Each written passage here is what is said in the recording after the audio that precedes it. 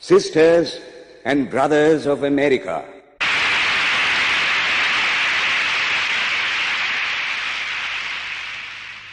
it fills my heart with joy unspeakable to rise in response to the warm and cordial welcome which you have given us. I thank you in the name of the most ancient order of monks in the world. I thank you in the name of the mother of religions. And I thank you in the name of the millions and millions of Hindu people of all classes and sects.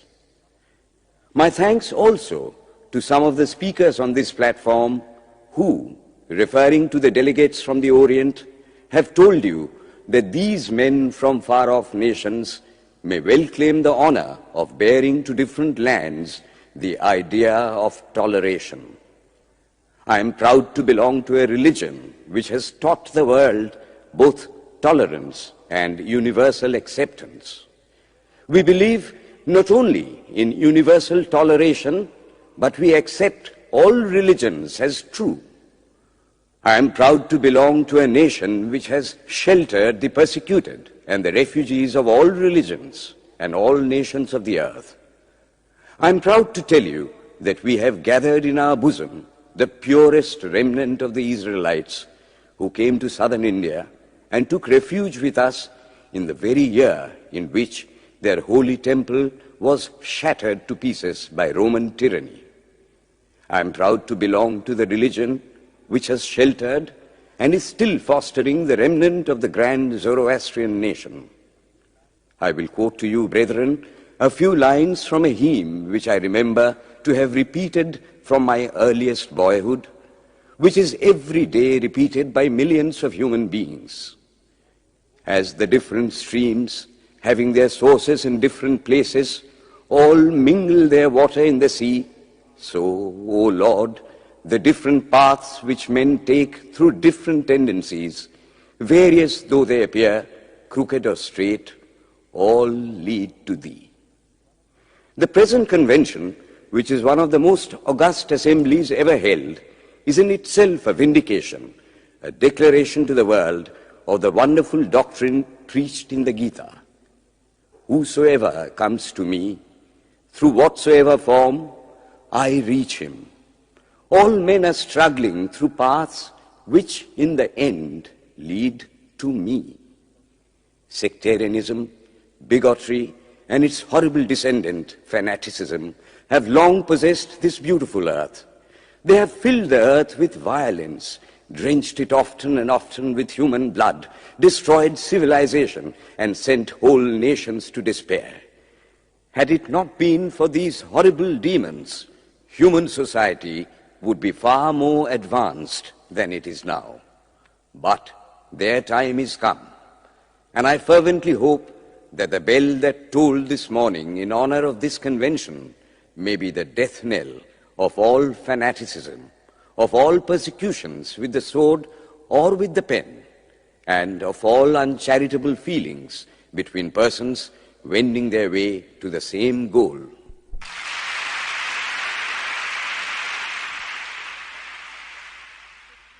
Ladies and gentlemen, on the agenda for today, the 15th of September, 1893, a galaxy of eminent speakers are scheduled to address us, and it gives us great pleasure to once again invite Swami Vivekananda to speak. His subject for today, Why We Disagree. I will tell you a little story.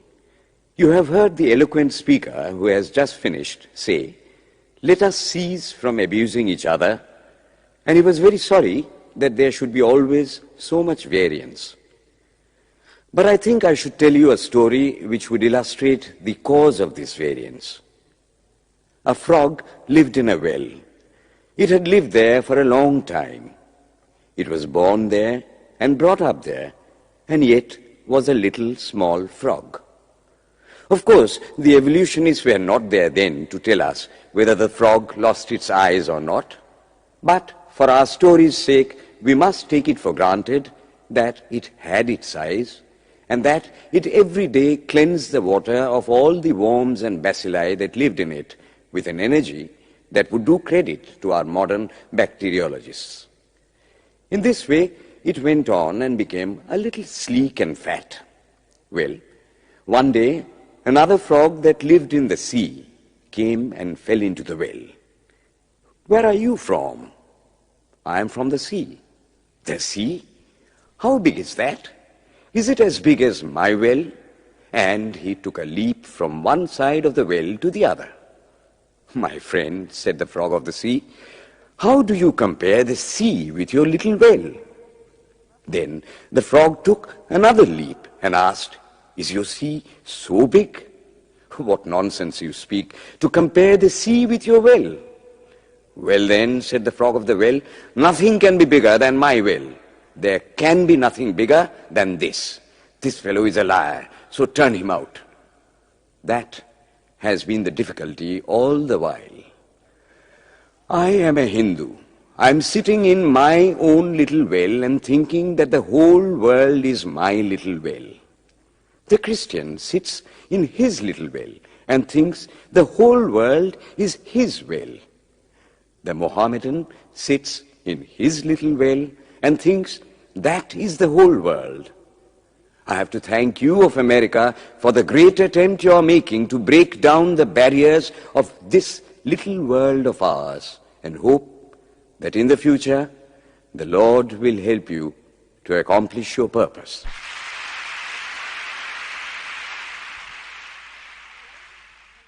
Delegates and friends, today, the 19th of September, 1893, is the 9th day of the World's Parliament of Religions. We have had the privilege of listening to many distinguished speakers from the world over address us on a variety of subjects. The time is at hand to now listen to the great monk from India, Swami Vivekananda, read his paper on Hinduism. Ladies and gentlemen, Swami Vivekananda. From the high spiritual flights of the Vedanta philosophy, of which the latest discoveries of science seem like echoes, to the low ideas of idolatry with its multifarious mythology, the agnosticism of the Buddhists and the atheism of the Jains, each and all have a place in the Hindu's religion. Where then, the question arises, where is the common center to which all these widely diverging radii converge?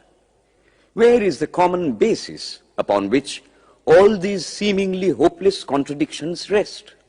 And this is the question I shall attempt to answer. The Hindus have received their religion through revelation, the Vedas. They hold that the Vedas are without beginning and without end. It may sound ludicrous to this audience how a book can be without beginning or end. But by the Vedas, no books are meant. They mean the accumulated treasury of spiritual laws discovered by different persons in different times. Just as the law of gravitation existed before its discovery and would exist if all humanity forgot it, so is it with the laws that govern the spiritual world. The moral, ethical, and spiritual relations between soul and between individual spirits and the Father of all spirits were there before their discovery and would remain even if we forgot them. The discoverers of these laws are called rishis, and we honor them as perfected beings. I'm glad to tell this audience that some of the very greatest of them were women. Here it may be said that these laws, as laws, may be without end, but they must have had a beginning. The Vedas teach us that creation is without beginning or end. Science is said to have proved that the sum total of cosmic energy is always the same. Then, if there was a time when nothing existed, where was all this manifested energy?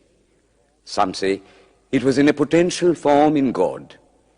In that case, God is sometimes potential and sometimes kinetic, which would make him mutable. Everything mutable is a compound, and everything compound must undergo that change which is called destruction. So, God would die, which is absurd. Therefore, there never was a time when there was no creation. If I may be allowed to use a simile, creation and creator are two lines without beginning and without end, running parallel to each other.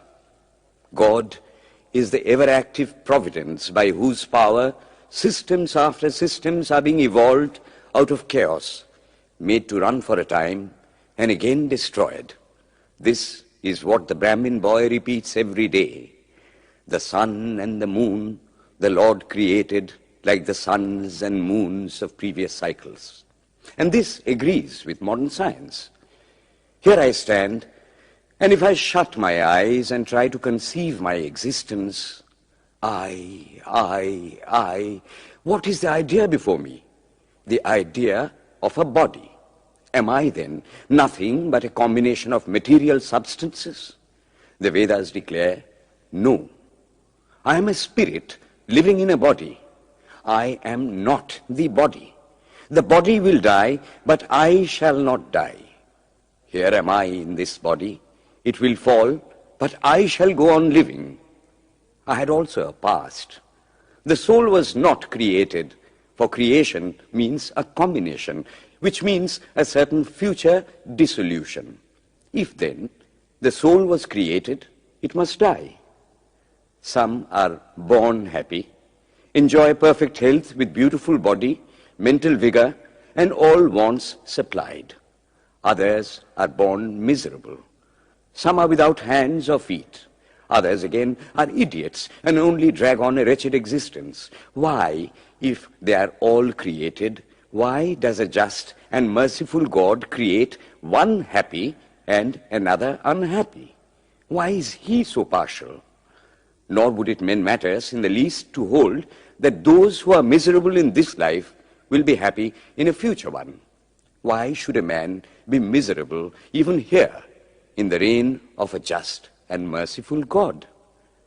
In the second place, the idea of a creator God does not explain the anomaly, but simply expresses the cruel fiat of an all-powerful being.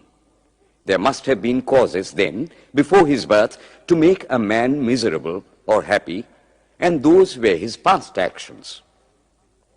Are not all the tendencies of the mind and the body accounted for by inherited aptitude? Here are two parallel lines of existence, one of the mind, the other of matter. If matter and its transformations answer for all that we have, there is no necessity for supposing the existence of a soul. But it cannot be proved that thought has been evolved out of matter. And if a philosophical monism is inevitable, spiritual monism is certainly logical and no less desirable than a materialistic monism. But neither of these is necessary here. We cannot deny that bodies acquire certain tendencies from heredity, but those tendencies only mean the physical configuration through which a peculiar mind alone can act in a peculiar way. There are other tendencies peculiar to a soul caused by his past actions, and a soul with a certain tendency would, by the laws of affinity, take birth in a body which is the fittest instrument for the display of that tendency. This is in accord with science, for science wants to explain everything by habit, and habit is got through repetitions. So, repetitions are necessary to explain the natural habits of a newborn soul, and since they were not obtained in this present life, they must have come down from past lives. There is another suggestion. Taking all these for granted, how is it that I do not remember anything of my past life?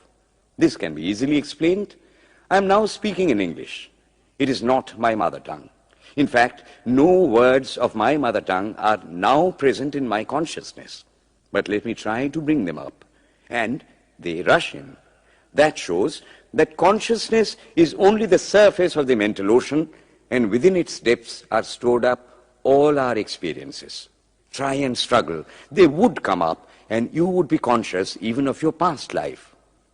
This is direct and demonstrative evidence. Verification is the perfect proof of a theory, and here is the challenge thrown to the world by the rishis. We have discovered the secret by which the very depths of the ocean of memory can be stirred up. Try it, and you would get a complete reminiscence of your past life. So then, the Hindu believes that he is a spirit.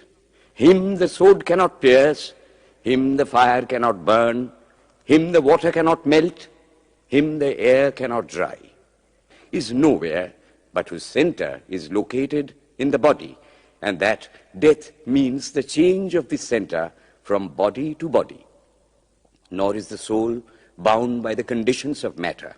In its very essence, it is free, unbounded, holy, pure, and perfect.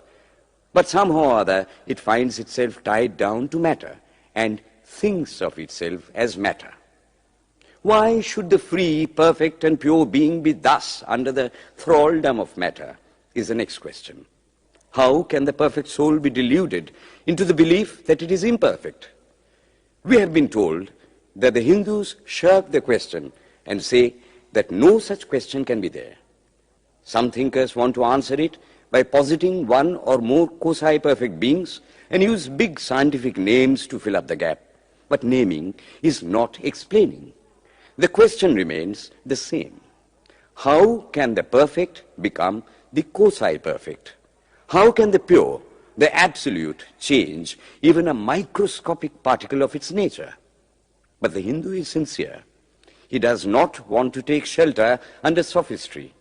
He is brave enough to face the question in a manly fashion, and his answer is, I do not know. I do not know how the perfect being, the soul, came to think of itself as imperfect, as joined to and conditioned by matter. But the fact is a fact for all that. It is a fact in everybody's consciousness that one thinks of oneself as the body. The Hindu does not attempt to explain why one thinks one is the body. The answer, that it is the will of God, is no explanation. This is nothing more than what the Hindu says, I do not know. Well then, the human soul is eternal and immortal, perfect and infinite, and death means only a change of center from one body to another. The present is determined by our past actions, and the future by the present. The soul will go on evolving up or reverting back from birth to birth and death to death. But here is another question. Is man a tiny boat in a tempest, raised one moment on the foamy crest of a billow and dashed down into a yawning chasm the next, rolling to and fro at the mercy of good and bad actions, a powerless, helpless wreck in an ever-raging, ever-rushing, uncompromising current of cause and effect, a little moth placed under the wheel of causation, which rolls on, crushing everything in its way, and waits not for the widow's tears or the orphan's cry? The heart sinks at the idea. Yet, this is the law of nature. Is there no hope? Is there no escape? Was the cry that went up from the bottom of the heart of despair. It reached the throne of mercy, and words of hope and consolation came down and inspired a Vedic sage, and he stood up before the world and in trumpet voice proclaimed the glad tidings. Hear ye, children of immortal bliss, even ye that reside in higher spheres. I have found the ancient one who is beyond all darkness, all delusion. Knowing him alone, you shall be saved from death over again. Children of immortal bliss. What a sweet, what a hopeful name. Allow me to call you, brethren, by that sweet name, heirs of immortal bliss. Yea, the Hindu refuses to call you sinners. We are the children of God, the sharers of immortal bliss, holy and perfect beings. Ye divinities on earth, sinners, it is a sin to call a man so. It is standing libel on human nature. Come up, O lions, and shake off the delusion that you are sheep. You are souls immortal, spirits free, blessed and eternal. Ye are not matter, ye are not bodies. Matter is your servant, not you the servant of matter. Thus it is that the Vedas proclaim not a dreadful combination of unforgiving laws, not an endless prison of cause and effect, but that at the head of all these laws, in and through every particle of matter and force stands one, by whose command the wind blows, the fire burns, the clouds rain, and death stalks upon the earth. And what is his nature? He is everywhere, the pure and formless one, the Almighty and the All-Merciful. Thou art our Father, thou art our Mother, thou art our beloved friend, thou art the source of all strength. Give us strength. Thou art he that beareth the burdens of the universe. Help me bear the little burden of this life. Thus sang the rishis of the Vedas. And how to worship him? Through love.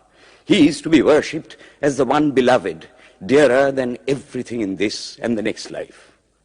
This is the doctrine of love declared in the Vedas, and let us see how it is fully developed and taught by Krishna, whom the Hindus believe to have been God incarnate on earth. He taught that a man ought to live in this world like a lotus leaf, which grows in water but is never moistened by water. So a man ought to live in the world, his heart to God and his hands to work.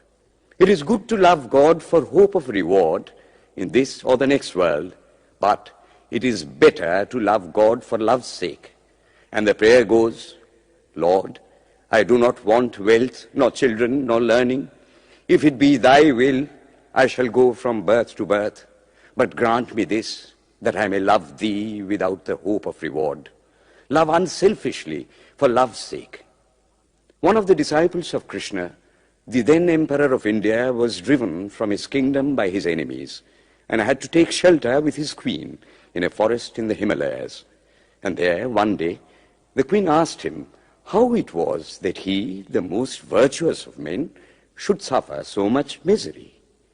Yudhishthira answered, Behold, my queen, the Himalayas.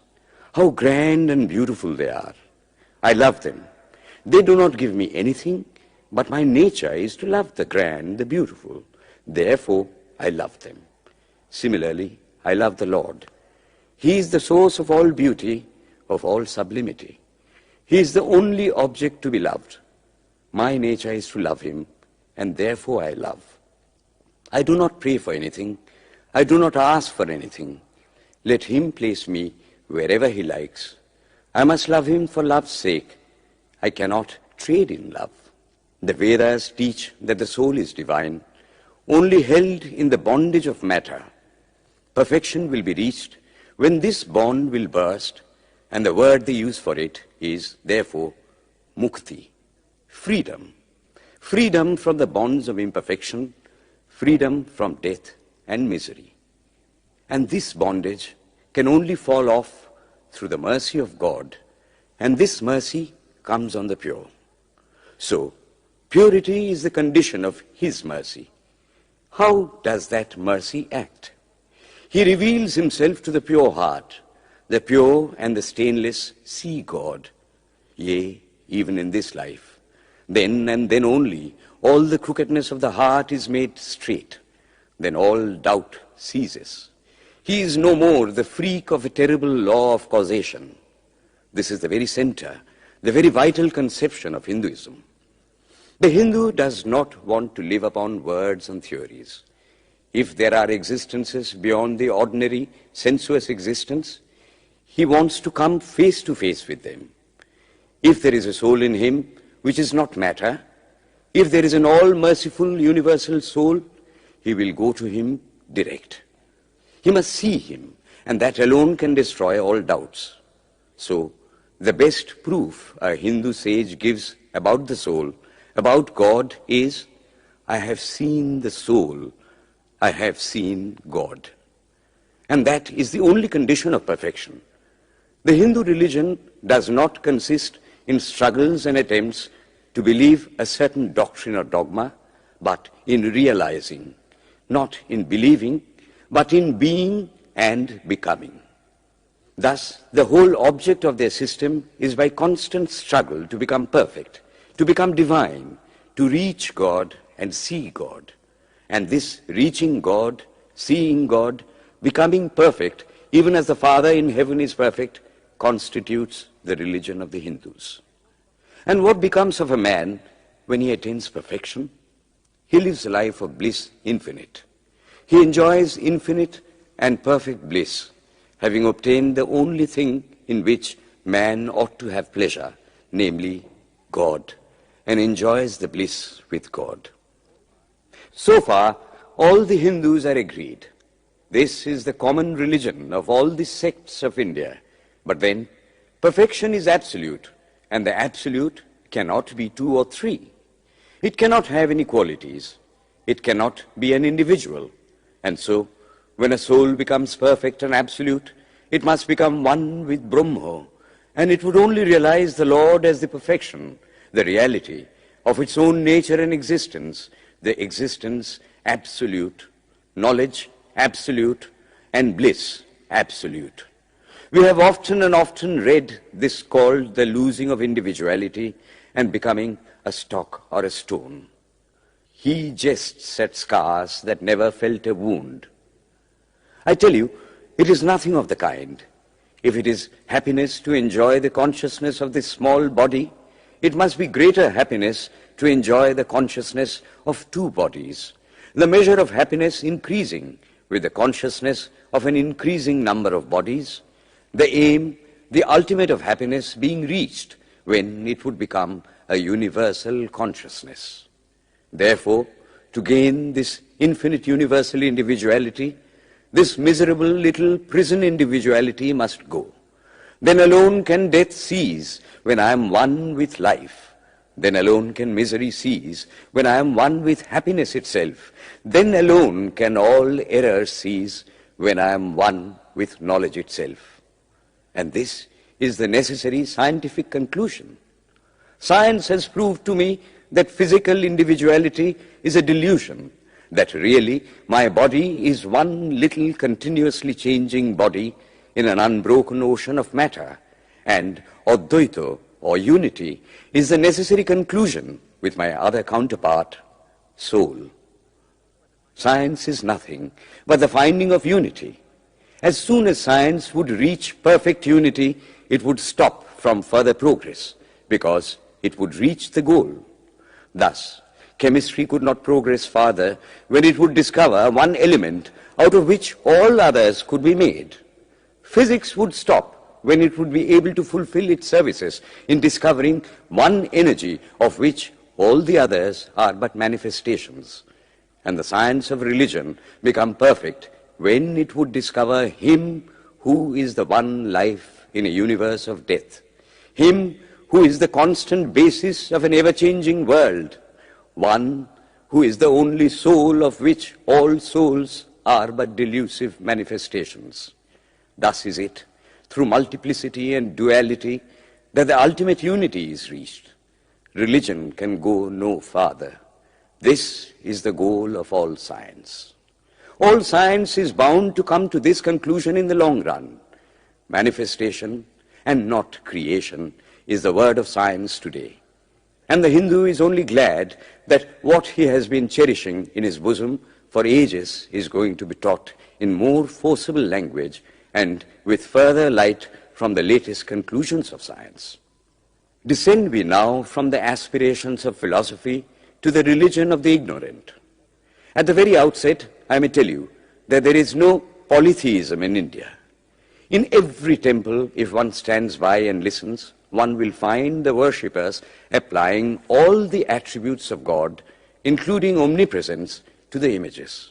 It is not polytheism, nor would the name henotheism explain the situation. The rose, called by any other name, would smell as sweet. Names are not explanations. The tree is known by its fruits. When I have seen amongst them that are called idolaters, men, the like of whom, in morality and spirituality and love, I have never seen anywhere, I stop and ask myself, can sin beget holiness?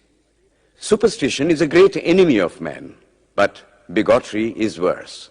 Why does a Christian go to church? Why is the cross holy? Why is the face turned toward the sky in prayer? Why are there so many images in the Catholic Church? Why are there so many images in the minds of Protestants when they pray? My brethren, we can no more think about anything without a mental image than we can live without breathing. By the law of association, the material image calls up the mental idea and vice versa. This is why the Hindu uses an external symbol when he worships. He will tell you it helps to keep his mind fixed on the being to whom he prays. He knows, as well as you do, that the image is not God, is not omnipresent. After all, how much does omnipresence mean to almost the whole world? It stands merely as a word, a symbol. Has God superficial area?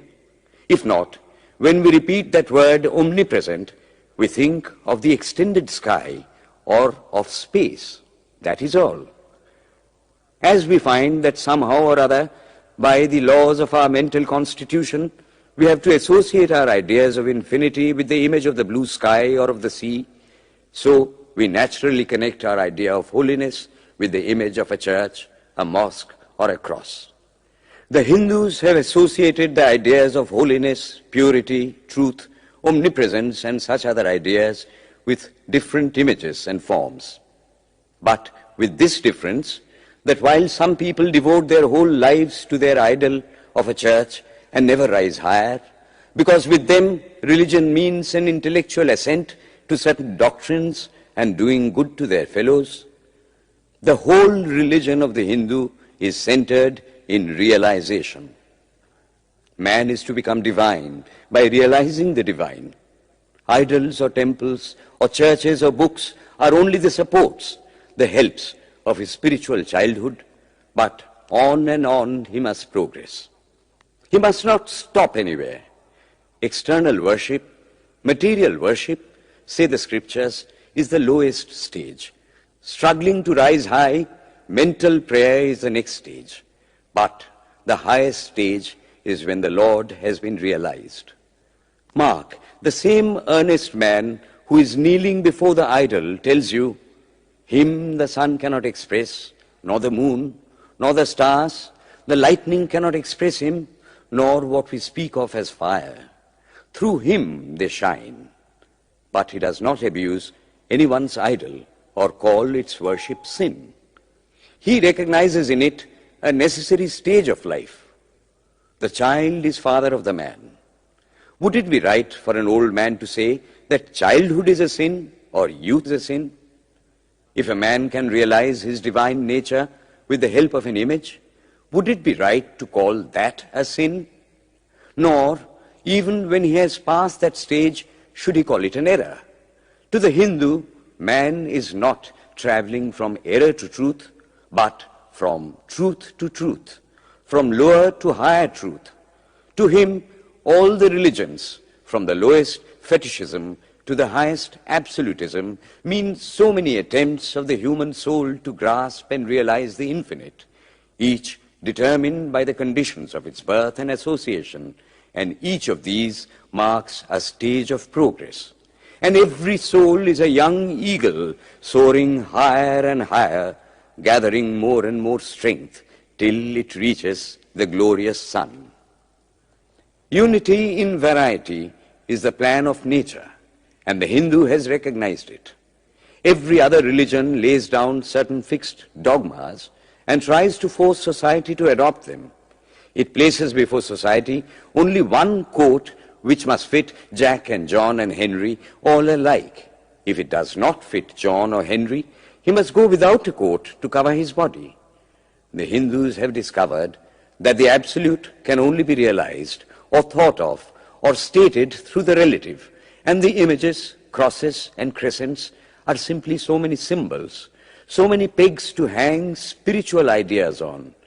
It is not that this help is necessary for everyone, but those that do not need it have no right to say that it is wrong, nor is it compulsory in Hinduism. One thing I must tell you, idolatry in India does not mean anything horrible. It is not the mother of harlots. On the other hand, it is the attempt of undeveloped minds to grasp high spiritual truths. The Hindus have their faults, they sometimes have their exceptions, but mark this, they are always for punishing their own bodies and never for cutting the throats of their neighbors. If the Hindu fanatic burns himself on the pyre, he never lights the fire of inquisition. And even this cannot be laid at the door of his religion any more than the burning of witches can be laid at the door of Christianity. To the Hindu, then, the whole world of religions is only a traveling, a coming up of different men and women through various conditions and circumstances to the same goal. Every religion is only evolving a God out of the material man, and the same God is the inspirer of all of them. Why, then, are there so many contradictions? They are only apparent, says the Hindu. The contradictions come from the same truth, adapting itself to the varying circumstances of different natures. It is the same light coming through glasses of different colors, and these little variations are necessary for purposes of adaptation. But in the heart of everything, the same truth reigns. The Lord has declared to the Hindu in his incarnation as Krishna, I am in every religion as a thread through a string of pearls. Wherever thou seest extraordinary holiness and extraordinary power raising and purifying humanity, know thou that I am there. And what has been the result? I challenge the world to find throughout the whole system of Sanskrit philosophy any such expression as that the Hindu alone will be saved and not others. Says Vyasa, we find perfect men even beyond the pale of our caste and creed. One thing more, how then can the Hindu, whose whole fabric of thought centers in God, believe in Buddhism, which is agnostic, or in Jainism, which is atheistic? The Buddhists or the Jains do not depend upon God, but the whole force of their religion is directed to the great central truth in every religion, to evolve a God out of man. They have not seen the Father, but they have seen the Son, and he that hath seen the Son hath seen the Father also. This, brethren, is a short sketch of the religious ideas of the Hindus. The Hindu may have failed to carry out all his plans, but if there is ever to be a universal religion, it must be one which will have no location in place or time, which will be infinite like the God it will preach, and whose sun will shine upon the followers of Krishna and of Christ, on saints and sinners alike, which will not be Brahminic or Buddhistic, Christian or Mohammedan, but the sum total of all these, and still have infinite space for development, which in its Catholicity will embrace in infinite arms and find a place for every human being from the lowest groveling savage, not far removed from the brute, to the highest man towering by the virtues of his head and heart almost above humanity, making society stand in awe of him and doubt his human nature. It will be a religion which will have no place for persecution or intolerance in its polity, which will recognize divinity in every man and woman, and whose whole scope, whose whole force will be centered in aiding humanity to realize its own true divine nature. May he, who is the Brahma of the Hindus, the Ahura Mazda of the Zoroastrians, the Buddha of the Buddhists, the Jehovah of the Jews, the Father in heaven of the Christians, give strength to you to carry out your noble idea. The star arose in the east. It traveled steadily towards the west, sometimes dimmed and sometimes effulgent, till it made a circuit of the world. And now it is again rising on the very horizon of the east, the borders of the sun pole, 1,000-fold more effulgent than it ever was before.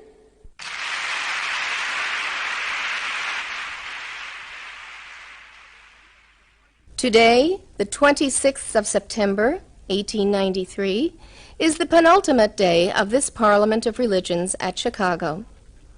We have listened to engrossing discourses on the religions and theologies of the participating countries in these past 2 weeks. In continuing this series, Swami Vivekananda will now speak on Buddhism, the fulfillment of Hinduism. The religion of the Hindus is divided into two parts, the ceremonial and the spiritual. The spiritual portion is specially studied by the monks. In that, there is no caste. A man from the highest caste and a man from the lowest may become a monk in India, and the two castes become equal. In religion, there is no caste. Caste is simply a social institution. When Buddha was teaching, Sanskrit was no more the spoken language in India. It was then only in the books of the learned. Some of Buddha's Brahmin disciples wanted to translate his teachings into Sanskrit, but he distinctly told them, "I am for the poor, for the people. Let me speak in the tongue of the people." And so, to this day, the great bulk of his teachings are in the vernacular of that day in India. Whatever may be the position of philosophy, whatever may be the position of metaphysics, so long as there is such a thing as death in the world, so long as there is such a thing as weakness in the human heart, so long as there is a cry going out of the heart of man in his very weakness, there shall be a faith in God.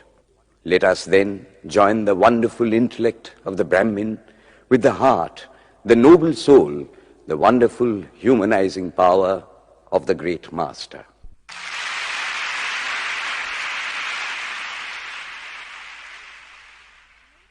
Ladies and gentlemen, in a short while from now, the World's Parliament of Religions at Chicago will come to a close. And this day, the 27th of September, 1893, will go down in history as a landmark for more reasons than one. It is in the fitness of things that we now call upon Swami Vivekananda from India to address this final session.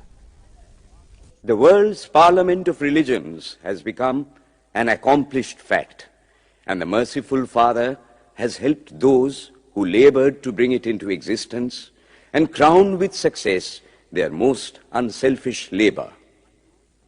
My thanks to those noble souls whose large hearts and love of truth first dreamt this wonderful dream and then realized it.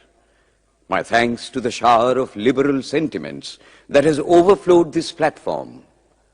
My thanks to this enlightened audience for their uniform kindness to me and for their appreciation of every thought that tends to smooth the friction of religions. A few jarring notes were heard from time to time in this harmony. My special thanks to them, for they have, by their striking contrast, made the general harmony the sweeter. Much has been said of the common ground of religious unity. I am not going just now to venture my own theory, but if anyone here hopes that this unity will come by the triumph of any one of the religions and the destruction of the others, to him I say, brother, yours is an impossible hope. Do I wish that the Christian would become Hindu? God forbid. Do I wish that the Hindu or Buddhist would become Christian?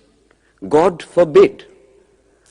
The seed is put in the ground, and earth and air and water are placed around it. Does the seed become the earth or the air or the water? No. It becomes a plant. It develops after the law of its own growth, assimilates the air, the earth, and the water, converts them into plant substance, and grows into a plant. Similar is the case with religion. The Christian is not to become a Hindu or a Buddhist, nor a Hindu or a Buddhist to become a Christian, but each must assimilate the spirit of the others and yet preserve his individuality and grow according to his own law of growth. If the Parliament of Religions has shown anything to the world, it is this. It has proved to the world that holiness, purity, and charity are not the exclusive possessions of any church in the world, and that every system has produced men and women of the most exalted character. In the face of this evidence, if anybody dreams of the exclusive survival of his own religion and the destruction of others, I pity him from the bottom of my heart and point out to him that upon the banner of every religion will soon be written, in spite of resistance, help and not fight, assimilation and not destruction, harmony and peace and not dissension.